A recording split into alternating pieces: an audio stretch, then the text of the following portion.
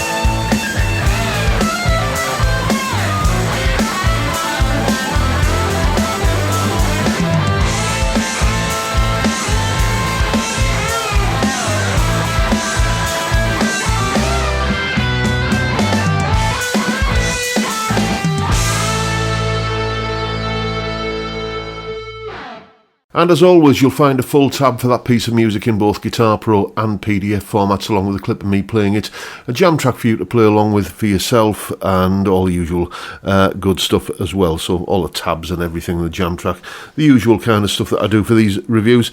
All of that is up on my Patreon page, by the way. I nearly forgot to mention that.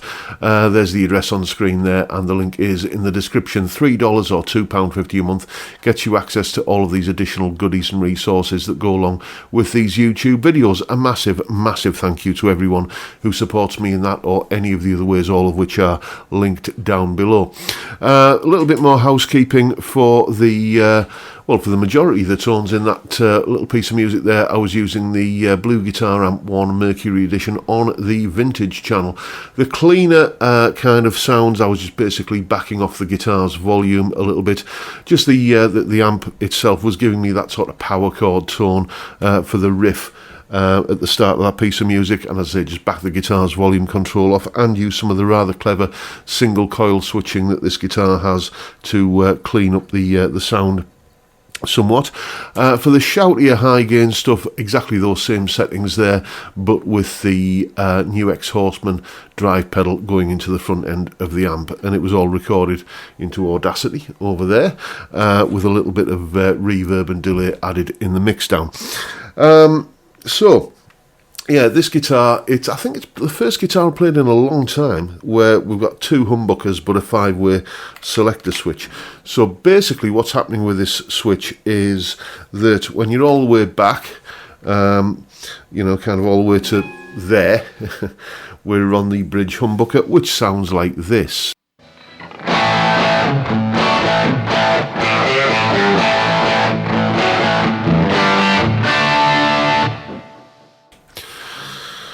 Move it 1 notch forward and bring the guitar's volume control down, and you've got kind of quite a middle position Telecaster sort of tone. Let's see if I can dial that in.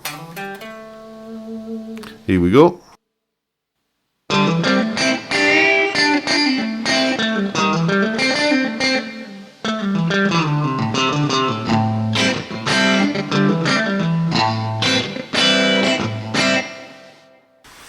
Sorry for my unruly fingers there. Sometimes they get the better of me. So, as I say, quite a sort of Telecaster-y sort of tone.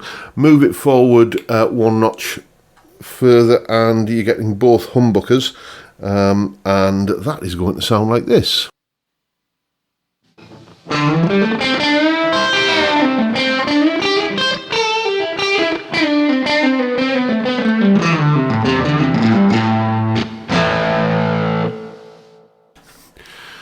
One further notch forward, what would be, I guess, position 4 on a Strat, gives you quite a Straty kind of tone. It's probably the closest you're ever going to get to that kind of Strat kind of quack sort of sound without having a 3 pickup guitar. Sounds like this.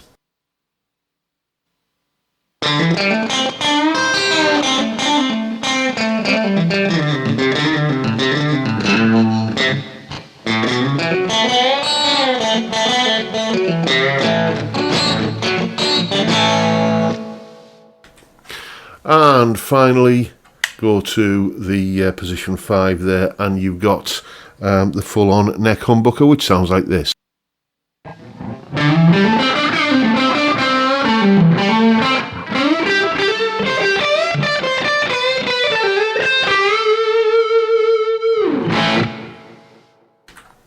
So quite a broad and wide-ranging palette of tones there. This could easily be a guitar that you could take out, and no matter what styles you were playing, and thinking back to my old days when I was playing in covers bands and stuff, we'd be having everything from Right Said Fred to a Queen medley to Squeeze and Tina Turner, all that kind of sort of late 80s, early 90s covers band sort of material. This guitar would, for that sort of situation, it's all you would ever need.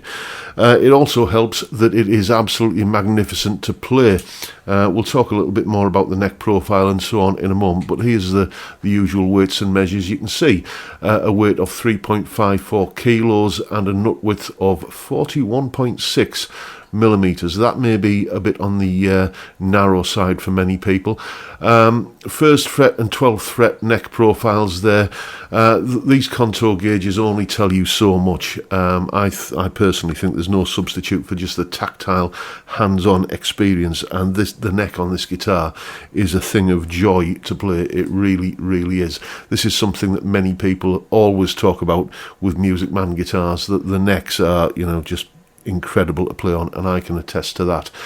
You can see all the various pickup readings there. I've done all 5 positions on the switch, ranging from the bridge position 1 all the way to the neck position 5. You can see that these are, quite sort of pokey output humbuckers. I didn't think they were going to be like as monstrously large readings as, 17 and a bit K on the bridge and 15 and a bit K on the neck, because they certainly don't, you see those kind of numbers and you expect kind of, hair-raising levels of distortion and a real struggle to get a clean sound, but you just don't get that with these. They are very, very perfectly voiced, I think, set of pickups. I'm really, really enjoying playing this guitar, and it is going to be, somewhat of a wrench to give it back, but give it back I must, unfortunately. So yes, this is a guitar that, they are pricey. You're talking well into a 4-figure price tag to get one of these, although there is the sterling version available, which is, I think, the import model, which is a lot cheaper. I might kind of think about hunting around for one of those. I don't know, but it's the kind of instrument that, as I say, it's a top-end pro-level instrument that, will last you a lifetime. So on that score, you can, if you think about it hard enough and concentrate hard enough, you can probably justify the price of a guitar like this to yourself. I just don't think I can at the moment, but it is a beautiful, beautiful instrument. And I suppose the question I asked at the beginning of this video is, I was curious to see if this guitar was going to live up to the hype that everybody, kind of gives them, and I was, oh yes, very, very definitely it does. This is an itch that I've needed to scratch for a long time, getting my hands on one of these, and I am ever so pleased to have finally achieved that, and I'm going to be very sorry, as I say, to give it back. But there you go, that is my review of the Musicman Axis Supersport. Make of it what you will. Hope you've enjoyed the video and found it useful and informative in some small way, and if that's the case, please hit the subscribe button and the notification bell if you haven't already done so, and why not drop me a like as well while you're at it. Don't forget the live stream every Friday 5 PM UK time, where we drink beer and talk about music and guitars. Great way to kick off the weekend. I'd love to see you there if you can make it, but for now, I'll bid you all a good day and say thank you so much for watching. Thank you for your time. Look after yourselves, folks. Stay well, stay safe, and above all, stay sane. Bye for now.